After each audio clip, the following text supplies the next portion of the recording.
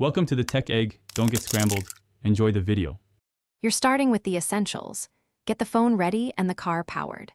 First, remove metal or magnetized attachments on the case so the coil aligns. Metal blocks charging and can heat the phone.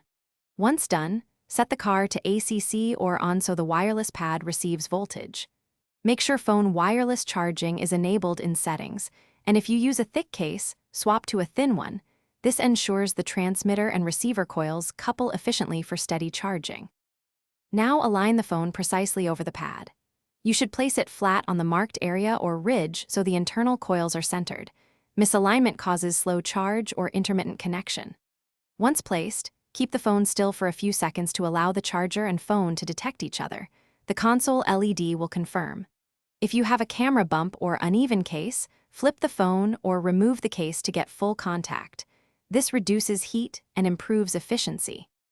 Finish by verifying the phone shows charging and the rate. Different phones accept 5W to 15W from the pad. If charging does not start, take the phone off and reseat it centered, then reboot the phone and toggle wireless charging. This clears transient pairing issues. Make sure vents aren't blowing hot air on the phone and avoid prolonged fast driving that increases cabin heat. If overheating or repeated failures persist, check the car fuse and consult.